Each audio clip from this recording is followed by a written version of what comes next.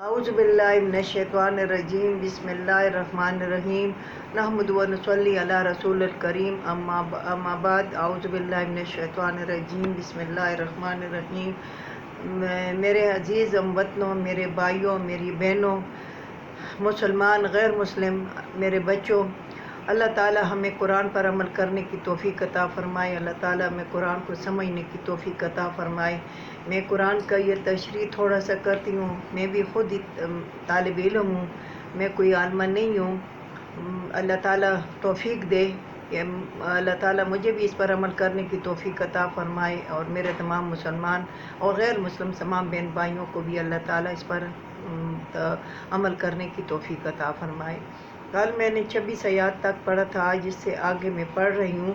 अल्लज़ीना यनक़ुदूना अहदल्लाहि मिन बादि मीसाक़िही, वो लोग जो तोड़ते हैं वादे अल्लाह के बाद मजबूत करने के और तोड़ते हैं अल्लाह के हुक्म और गड़बड़ करते हैं, फसाद करते हैं ज़मीन पर। उलाइका हुमुल खासिरून, यही लोग तावानी हैं। वो लोग जो तोड़ते हैं वादे अल्लाह के, यानी क्या हम कैसे कैसे तोड़ते हैं।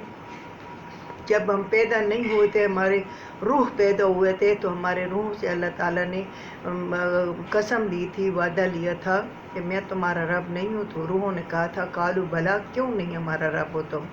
और फिर जब उस वक़्त भी वादा किया था, फिर जब हम पैदा होते हैं तो हमारे कान में, एक कान में अज़ान दी जाती है, दूसरे कान में अकामत दी जाती है, तो हमें पता लगता है कि हम मुसलमान हैं। तो एक वादा वो हम करते हैं। फिर तीसरा वादा हम वो करते हैं कि जब हम बड़े होते हैं तो अल्लाह ताला के हुक्म से हमारे माँ बाप हमें ले जाते हैं या ख़ुद माँ बाप हमें सिखाते हैं कि हाँ बेटा अब तुम बड़े हो गए हो, या बेटी तुम बड़ी हो गई हो, अब तुम सबक पढ़ो अऊज़ु बिल्लाहि मिनश्शैतानिर्रजीम ला इलाहा इल्लल्लाहु मुहम्मदुर रसूलुल्लाह। ये तीन वादे हैं जो हर इंसान यानी मुसलमान, ख़ास कर मुसलमान, तो वो करता है अल्लाह ताला से तीन वादे। फिर उसके बाद ये वादे हम तोड़ते हैं, बाद मजबूत यानी मजबूत वादे करते हैं और फिर तोड़ते हैं। यानी आमलों के पास और ज़ियारतों में और आगे पीछे हम जाते हैं और आराम खाते हैं, सूद खाते हैं और तोड़ते हैं हुक्म अल्लाह के हुक्म तोड़ते हैं। यानी 24 घंटे हम अल्लाह के हुक्म तोड़ते हैं। हम अल्लाह ताला कहता है कि ये जान तुम्हारी है, ये रूह तुम्हारा है, मगर हमारा अख्तियार नहीं है। जिस तरह अल्लाह चाहता है उस तरह हम अपनी ज़िंदगी गुजारेंगे, जिस तरह अल्लाह चाहता है। हमारे चाहने से कुछ नहीं होता, अल्लाह जैसे चाहेगा हम वैसी ज़िंदगी गुजारेंगे। तो अल्लाह के हुक्म तोड़ते हैं। यानी अज़ान हो रही है, अपने काम में मसरूफ़ है, अपने रोज़गार में, अपने बिज़नेस में मसरूफ़ है, बातों में मसरूफ़ है, वादों में मसरूफ़ है और अज़ान का कोई ख़्याल नहीं है। जुम्मा आ रहा है, जमात तैयार है, तबलीग जमात बैठी हुई है, हाँ बैठी हो, हम अपने काम करते हैं। तो तोड़ते हैं हुक्म अल्लाह के और गड़बड़ करते हैं। यानी कभी नेकी करते हैं, कभी बुराई करते हैं, कभी नेकी करते हैं, कभी बुराई करते हैं। तो गड़बड़ करते हैं और फसाद करते हैं, यानी लड़ते हैं, झगड़ते हैं, एक दूसरे को गाली गलौज देते हैं, एक दूसरे के साथ ज़िद और बुग़्ल और कीना करते हैं और एक दूसरे के साथ दुश्मनी करते हैं, फसाद करते हैं ज़मीन पर। यानी कि एक दूसरे का पैसा खाते हैं, एक दूसरे की जायदाद कब्ज़ा करते हैं, ये फसाद करना है ज़मीन पर। अल्लाह ताला क्या फरमाता है, उलाइका हुमुल खासिरून, ये लोग तवानी हैं। इन लोगों को क्या कहा गया, ये लोग तवानी हैं। फिर अल्लाह ताला आगे फरमाता है कैफ़ तकफ़ुरून बिल्लाहि व कुंतुम, किस तरह तुम इनकार करते हो अल्लाह से। यानी तुम किस तरह इनकार करते हो, तुम्हें ये एहसास नहीं है कि तुम वकुंतुम अमवातन, कि तुम मुर्दा थे, हम पैदा नहीं हुए। यानी एक लड़की होती है या एक लड़का होता है, उसकी शादी नहीं हुई तो उसके अंदर जो रूह जो पैदा होते हैं तो वो तो मुर्दा है ना, वो पैदा तो नहीं हुई ना। फ़अहयाकुम, फिर हम बस तुम्हें पैदा किया जाता है, ज़िंदगी दी जाती है। फ़अहयाकुम, ज़िंदगी दी जाती है, पैदा किया जाता है। सुम्मा युमीतुकुम, फिर तुम्हें मौत दी जाती है, फिर तुम्हें मार दिया जाता है, हम तुम्हारा मरेंगे। सुम्मा युहयीकुम, फिर तुम्हें ज़िंदा किया जाएगा। क्या, फिर तुम्हें ज़िंदा किया जाएगा। सुम्मा इलैहि तुरजऊन, फिर इस अल्लाह की तरफ तुम जमा होगे। तुम हम सब अल्लाह की, यानी तुम मुर्दा थे, پھر تمہیں پیدا کیا، زندگی دی، پھر تمہیں مارے گا، پھر تمہیں زندگی دے گا، پھر تمہیں یعنی قیامت کے دن زندہ کرے گا، پھر تم اس اللہ کی طرف جمع ہو جاؤ گے حق حساب دینے کے لیے۔ میزان کا اللہ تعالیٰ میزان کی تقریر پڑھنا ہمارا نیکیوں کا باری رہے۔ اللہ تعالیٰ حق حساب سے ہمیں اللہ تعالیٰ حساب کے بغیر اللہ تعالیٰ حساب پہ نہ ڈالے، حساب کے بغیر اللہ تعالیٰ ہماری بخشش کر دے۔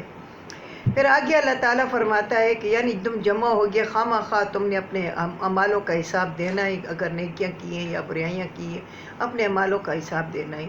هو الذی خلق لکم ما فی الارض جمیعا، یہ وہ ذات ہے کہ پیدا کیا ہے تمہارے لیے زمین پہ سب کچھ۔ یعنی ایک انسان پیدا ہوتا ہے وہ ننگا تڑنگا، بالکل ننگا، اس کے کپڑے بھی نہیں ہوتے، بالکل ننگا پیدا ہوتا ہے، مگر اس کے لیے اللہ تعالیٰ نے انتظام کیا کیا ہوتا ہے کہ اس کے لیے کپڑے بھی، پھر اس کے لیے ماں کی چھاتی میں دودھ خوراک اللہ تعالیٰ پیدا کر دیتا ہے۔ ایک یعنی کنواری لڑکی جب شادی ہوتی ہے، جب اس کا حمل ٹھہرتا ہے، جب اس بچہ ہوتا ہے، قدرتاً اس کے سینے میں اللہ تعالیٰ وہ بچے کی خوراک یعنی دودھ پیدا ہو جاتا ہے۔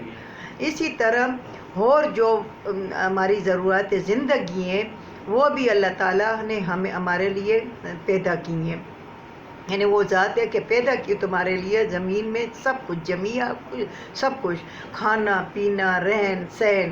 میری بہنوں، میرے بھائیوں، میرے بچوں، کبھی تم نے دیکھا ہے کہ کوئی سڑک پہ پڑا ہوا ہے، سڑک پہ سوئے ہوئے، وہ پوڈری موڈری علیحدہ چیزیں، ایک فیملی، ایک مستقل فیملی، ایک یعنی گھر بار والے، کوئی فرش پہ، باہر زمین میں، گلیوں میں یا میدانوں میں نہیں، ایسا نہیں ہوتا۔ ہر ایک کے لیے اللہ تعالیٰ ایک گھر، ایک چار دیواری مقرر کی ہے، تو یہ سب کچھ کھانا پینا، لباس، رہن سہن سب کچھ دیتا ہے۔ پھر اللہ تعالیٰ فرماتا ہے ثم استوى الى السماء، پھر برابر کیا آسمان کی طرف، پھر دیکھا آسمان کی طرف، پھر اونچا کیا آسمان کو تمہارے اوپر، فسواہن سبع سماوات، اس برابر کی تمہارے لیے 7 آسمان۔ اللہ تعالیٰ نے پھر اونچا کیا آسمان کو اور برابر کیے تمہارے لیے 7 آسمان، 7 آسمان۔ وَهُوَ بِكُلِّ شَيْءٍ عَلِيمٌ، یہ اللہ ہر ایک چیز پر علم رکھنے والا ہے۔ یہ وہ اللہ رب الکریم ہے کہ ہر ایک چیز پر علم رکھنے والا ہے۔ میں یہاں تک 29 آیات پہ میں یہ ختم کر رہی ہوں۔ کل انشاءاللہ تعالیٰ آدم علیہ السلام کا ذکر شروع ہوگا، اس کی میں انشاءاللہ تشریح اس کے حساب سے میں کروں گی۔ اللہ تعالیٰ ہمیں اس قرآن پر عمل کرنے کی توفیق عطا فرمائے، اس کو پڑھنے کی توفیق عطا فرمائے، اس کو سمجھنے کی توفیق عطا فرمائے، اس پہ اللہ تعالیٰ ہماری 24 گھنٹے کی زندگی گزارنے کی توفیق عطا فرمائے۔ اللہ تعالیٰ ہمیں قرآن کو سمجھنے کی توفیق عطا فرمائے، آل اولاد کو۔ وآخر دعوانا ان الحمد للہ رب العالمین۔